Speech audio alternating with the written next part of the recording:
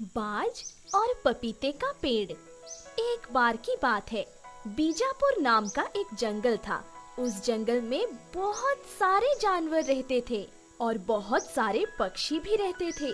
जंगल में बहुत सारे पेड़ थे। वो पेड़ और पक्षी एक दूसरे के साथ बहुत मिलजुल कर रहते थे। सारे पक्षियों का अपना अपना घर हर एक पेड़ पर था। उसी पेड़ों में पपीते का एक बहुत ही दयालु पेड़ था। उस पेड़ को दयालु इस वजह से बोला जाता था क्योंकि वो अपना घर जरूरतमंद पक्षियों को रहने के लिए देता था और किसी भूखे पक्षी को वो अपने पपीते भी खाने को देता था। कोई भूखा ना रहे उसका बहुत ध्यान रखता था। पपीते की एक बहुत अच्छी दोस्त थी, सोनू चिड़िया। सोनू चिड़िया पपीते की जितना हो सके उतनी मदद किया करती थी। अगर पपीते के फल खराब हो गए तो उसे निकाल देना। पपीते का पेड़ भी सोनू चिड़िया से बहुत प्यार किया करता था। अब बारिश का मौसम आया। इस बार सोनू चिड़िया अपना कोई ठीक से घर नहीं बना पाई क्योंकि वो अपने बच्चों को संभालने में बहुत व्यस्त थी। तब वो पपीते के पास आती है। पपीते अंकल, क्या मैं और मेरे बच्चे इस बारिश के मौसम में तुम्हारे घर रह सकते हैं? ये भी कोई पूछने की बात है सोनू। तुम जब चाहो तब आ सकती हो।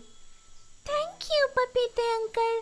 तुम नहीं होते तो पता नहीं इस बारिश के मौसम में मुझे कितनी परेशानी होती।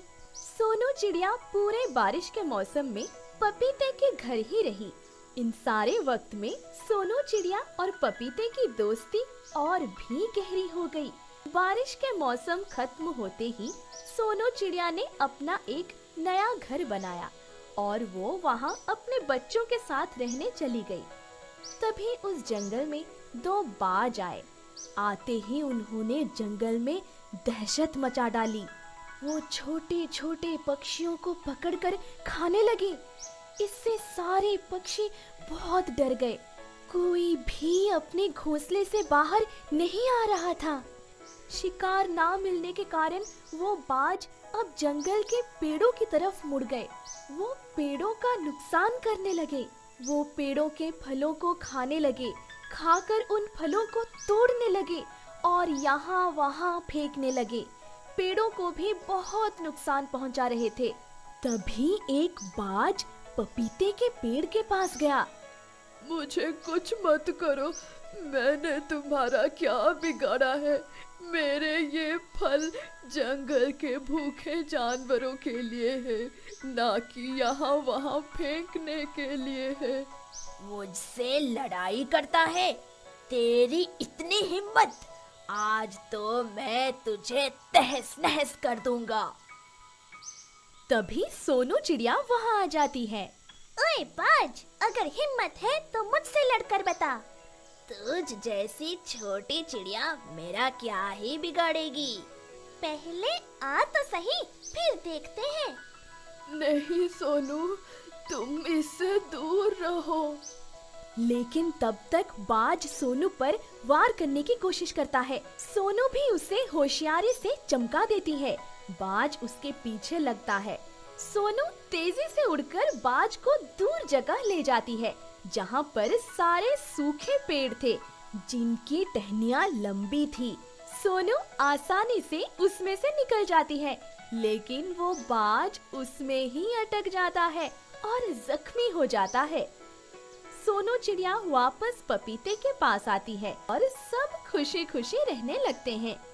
इस कहानी से हमें ये सीख मिलती है कि तुम दूसरों की मदद करोगे तो लोग भी तुम्हारी मदद करने के लिए जरूर आगे आएंगे। गरीब चिड़िया की कहानी। एक बार की बात है, एक बड़े से जंगल में सोनू नाम की एक चिड़िया रहती थी। सोनू बहुत गरीब थी। वो अकेले ही एक बड़े से पेड़ पर अपने घोंसले में रहती थी। सोनू दिल की बहुत अच्छी थी और बहुत मेहनती भी थी। वो हर दिन खाना ढूंढने के लिए जंगल में घूमती रहती और शाम तक वापस अपने घोंसले में आकर सो जाती थी। उसने बहुत मेहनत से अपने घर में अब बारिश के मौसम के लिए खाना जमा किया था। वो जंगल में जानवरों की मदद करती थी, उसके बदले जंगल के जानवर उसे खाने की चीजें दिया करते थे। बस उसी में उसका दिन गुजरता था। एक दिन की बात है, जंगल में उस दिन बहुत जोर से बारिश हो रही थी। सोनू अपने घोंसले में आराम कर रही थी। अब बारिश का मौसम शुरू हो चुका है। मैंने इतने दिन मेहनत करके अच्छा खासा खाना जमा कर रखा है। अगर बारिश लगातार हुई तो मुझे परेशान होने की जरूरत नहीं। एन मौके पर खाना ढूंढने की जरूरत नहीं। सोनू, तुमने बहुत अच्छा काम किया है। ऐसा वो खुद को ही कहकर खुश हो जाती है। तभी उसे किसी के कराहने की आवाज आती है, जैसे कि कोई बहुत जख्मी हो। ये किसकी आवाज थी? कहीं कोई जख्मी तो नहीं हो गया है? मुझे जाकर देखना होगा। सोनू अपने घोंसले से बाहर आती है और आवाज कहाँ से आ रही है ये ढूंढने लगती है। तभी उसे वहाँ पर एक बहुत बड़ा गरुड़ जख्मी हालात में मिलता है।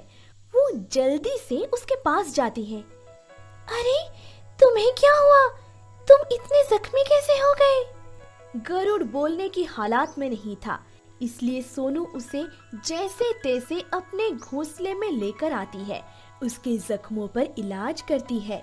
2-3 दिनों तक सोनू उस जख्मी गरुड़ की सेवा करती है। सोनू ने जमा किया हुआ खाना उस गरुड़ को दे देती है। 2-3 दिन बाद गरुड़ ठीक हो जाता है। ठीक होते ही वो बहुत ही जल्दी में होता है और सोनू के घोंसले से उड़ जाता है। वो सोनू को कुछ भी नहीं कहता। सोनू को बहुत बुरा लगता है, पर अब वो किसी को कुछ कह भी नहीं सकती। दूसरे दिन सोनू देखती है तो उसका सारा खाना खत्म हो चुका था। मैंने जमा किया हुआ सारा खाना अब खत्म हो गया है। मुझे खाना ढूंढना होगा। ऐसा कहकर वो अपने घर से बाहर आती है। तब देखती है कि गरुड़ वहाँ पर आया है। अरे, तुम यहाँ क्या कर रहे हो? क्या तुम्हें और चोट लगी है? नहीं, तुम्हारी वजह से मैं पूरा ठीक हो चुका हूँ। मैं थोड़ा जल्दी में था, इसलिए मुझे जाना पड़ा। असल में मैं शेर खान का राजदूत हूँ। दूसरे जंगल से महत्वपूर्ण संदेश मैं शेर खान के लिए ला रहा था, तभी रास्ते में जख्मी हो गया। अच्छा, तो इसलिए तुम जल्दी से चले गए? हाँ, वो संदेश शेर खान के पास पहुंचाना बहुत जरूरी था, पर मैं अब तुम्हें शुक्रिया कहने के लिए यहाँ आया हूँ। सोनू ये सुनकर खुश हो जाती है। शेर खान भी तुमसे बहुत खुश है और इस वजह से उन्होंने अब तुम्हें सहारा देने का सोचा है। तुम अब शेर खान के लिए काम करोगी और शेर खान तुम्हारी जरूरतमंद चीजों का ख्याल रखेंगे। ये सुनकर सोनू बहुत खुश हो जाती है। उस दिन से गरुड़ और सोनू चिड़िया की दोस्ती बहुत गहरी होती है। इस कहानी से हमें ये सीख मिलती है कि जरूरतमंद लोगों की मदद किया करना चाहिए।